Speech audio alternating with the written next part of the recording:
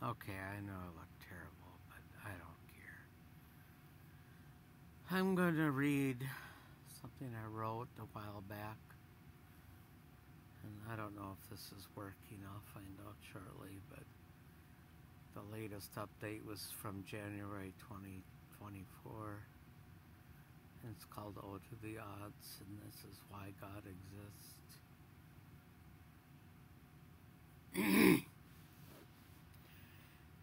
After decades, I feel like I'm reading an audiobook. After decades of experiencing and learning, exploring and pondering, it is my final conclusion that we will awake into a truer reality that will make this life seem like a dream. Why? Here's my ode to the odds. And this is from Chronicles of Narnia. Do not cite the deep magic to me, for I was there when it was written. Oh, mister, you are all of life. It's all to you that I sing. That's from Paul Winter. And then true about odds. Oh, I should really have my glasses on. Let's say you buy a lottery ticket to win $1 billion, but you need to win consecutively 3 times. Each ticket wins another lottery ticket. Your odds are 1 in a million each, good odds compared to the actual Powerball. But what are your odds to win the $1 billion? 1 million times 1 million times 1 million. So if you win $1 billion, it was a staggering chance of 1 quintillion to 1. That's like playing the lottery 200,000 times per day since the beginning of the universe. And those are good odds compared to reality in cosmology. That's got to be 100 plus tickets. What are the odds of us being here? So here we go. Bam.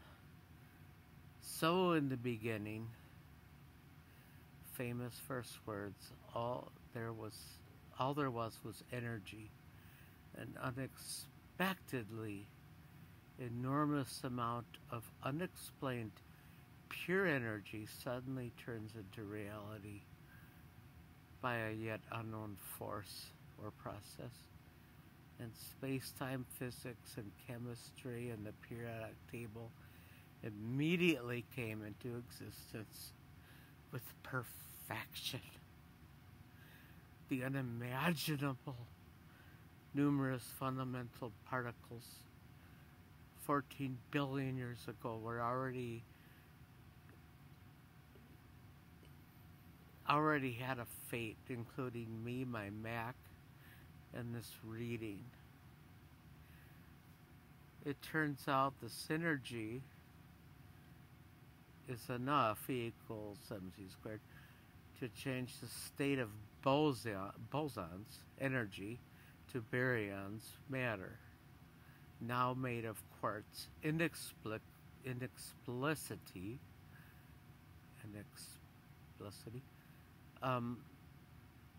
Who made these laws? And suddenly they acquire mass via a pre-existing Higgs boson field interaction, which someone already had permeated this place. In a blink of an eye, there is a budding universe, complete with volume, space-time, matter, and 4 fundamental forces, and 20 plus incredibly fine-tuned laws and constants. In just a few seconds, the stage is set for the universe to eventually type all of these words in 2024 on my MacBook Air.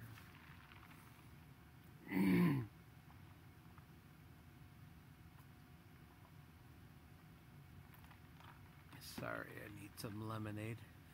So now after 3 minutes after the beginning of the universe, these brand new protons and neutrons combine to form the first atoms, mostly hydrogen, and a little bit of helium and lithium. Every bit of matter it can currently make it up my body is already now finished.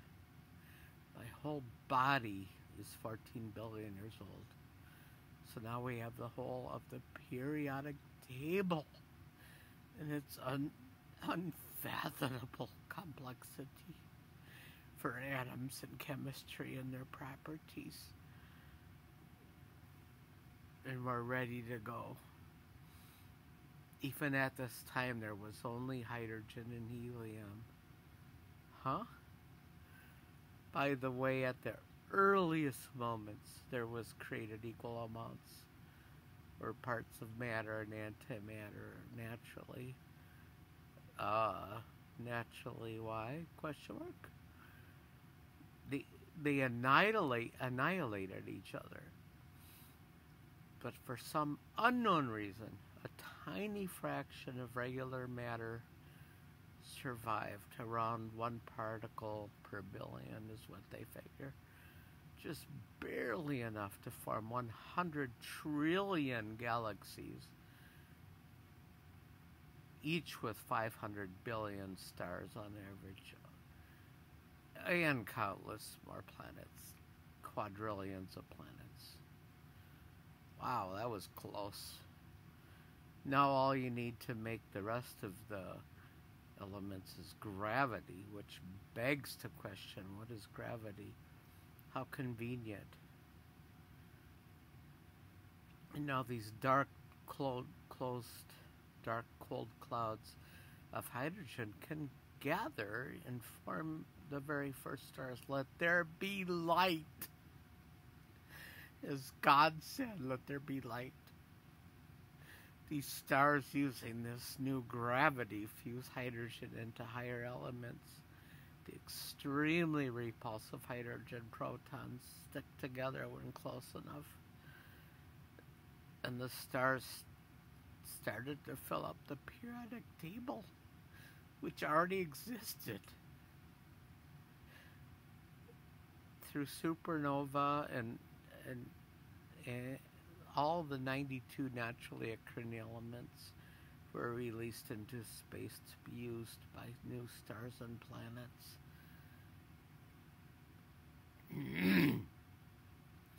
There was now such things as aluminum, carbon, iron, silicon, oxygen. Earth is made of star poop. Fast forward some billions of years and trillions. Sorry, I know this video is horrible. I have to let my kitty get down. Fast forward some billions of years and trillions of supernova. Never seen galactic evolution, one particular solar system condensed from primordial gases and 92 elements that were processed by stars and metal rich because it's a second generation star, and 8 planets. The 4 inner planets are fantastically small compared to the star. Yet one of them will become my home. And I am already there from the start. Every atom that makes my current physical mind and body and my MacBook Air was there after 3 minutes, billions of years ago. So this paper waited 4.6 billion years just to type these words. Well, actually 13.6 billion or something. Took long enough. I know I have to return my atoms to Earth in some years, but they will in turn become parts of many more living and non-living things, and my atoms will have a lot more fun. Early on, the heavier elements like iron sunk to the core, which processes or produces our magnetic field, which shields us from high energy solar radiation. How convenient. And conversely, the lighter elements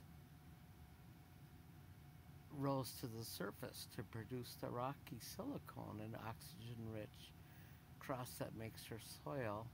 But wait, there's even more lighter elements. These gases and water percolated to the surface, creating a salty iron solution, the ocean, covering a heavier blanket of gases making up our atmosphere. Thankfully, not all the iron and other elements and sediments sank. Nice. Oh wait.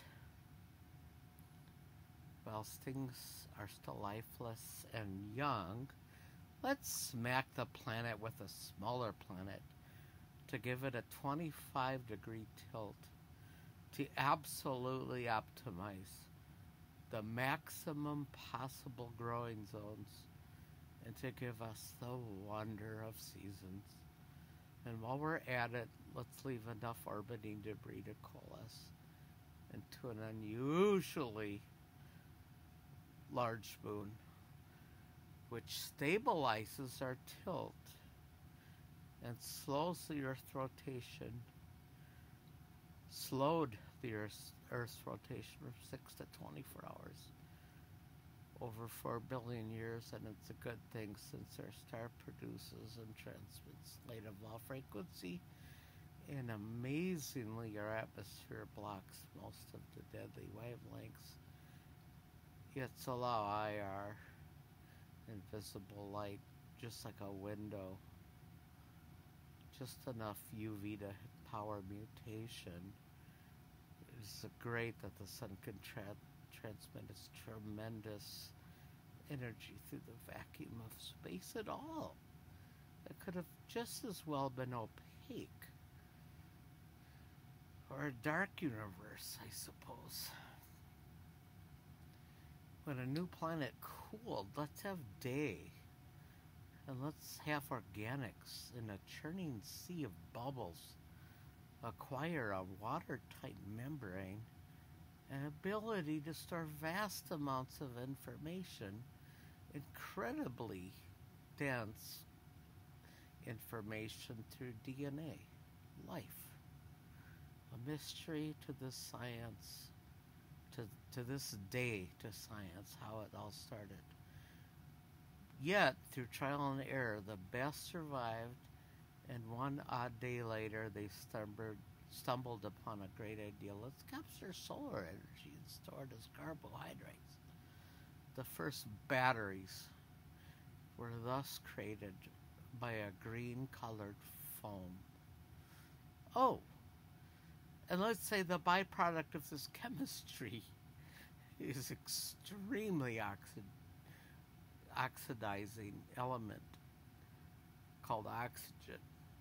It's a waste gas that turns out to be essential for the fire of life, respiration, and the literal fire of burning, smoking, smelting, cooking. After a while, these individual cells got together. You know, this is a good idea. Let's form colonies. Then this differentiate to form multicellular life. I'm sorry I get emotional. I'm just so thankful for all this. Simple plants, and finally animals. And through trial and error, it leads to today's incredible complexity and diversity of life. Then comes the really hard problem of consciousness. I'll leave evolution out of this paper since it's a wholly different wonder of this universe. And I'm just showing how God exists. Oh, and let's make water have some unusual properties, way different from most chemicals. The laws of heat transfer and heat storage of phase changes, and might as well go against the grain and make the solid form of water float on the liquid form, unique amongst the solids. And how amazing to see 1,000-ton clouds just floating up in the air, distributing heat and water around the earth. Oh, let's toss in some lightning and thunder for effect. Luckily for future generations, one period of Earth's history was very hot and wet, allowing for an incredible ocean of terrestrial biomass, which would lie in wait to become our incredible resource of coal and oil sources that we needed to get out of the industrial age. I don't know. Just enough to get us to our feet, Industrial Revolution, and over the hump of being able to produce unlimited energy and fusion, which is always 20 years away, of course, before these fossil fuels eventually run out, and luckily a few atoms, the malleable metals, allowing for tools, and the host of products we rely on today. And wow, they can even conduct electricity, which turned out to be so important for us to harness, powering our world. Oh, by the way, the sun is huge, a huge fusion bomb going off 24/7 with incredible amounts of electromagnetic energy being released, far more than just visible light. So let's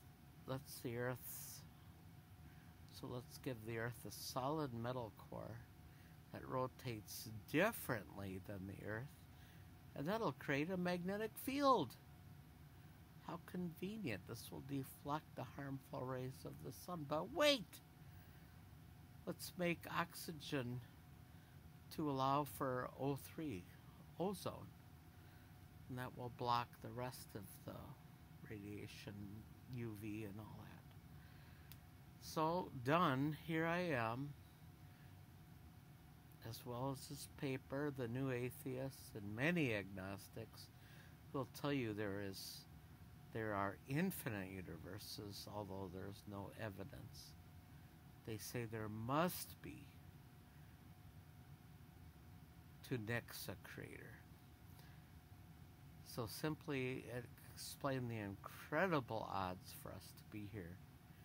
And yes, one could attribute this to an infinite number of universes. But that takes, at least for me, a larger leap of faith than to believe in God, the Creator, Occam's razor. But yes, if there is an ultimate, infinite number of universes, each uniquely tuned by randomness, one, of course, could get it right. In fact, the number would get it right. In fact, an infinite number would get it right. And even some would have God anyway, because that's just the odds.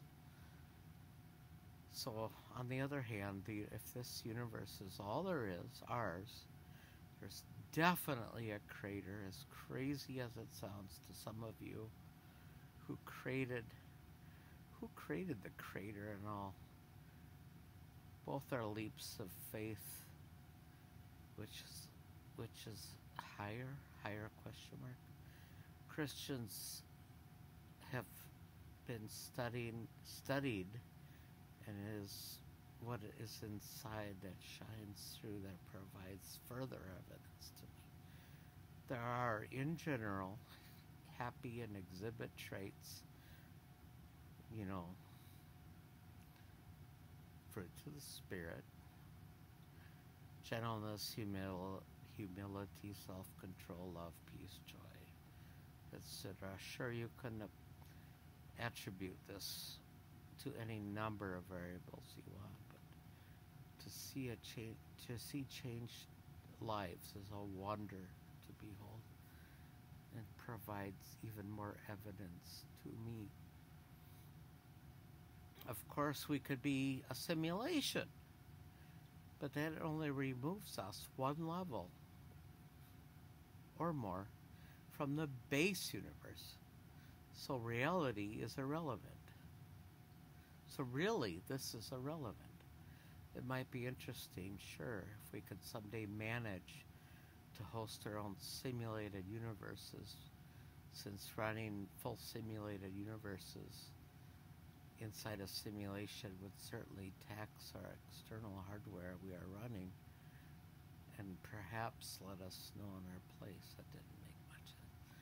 Finally, in the end, the longest odds of all, the least likely thing to ever happen is me watching Lord of the Rings after 14.6 billion years. The universe is watching its own fictional universes on a screen. What are the odds? Wait, I can go even a step further. One part of our universe called fan fiction writes and reads books based on fake universes.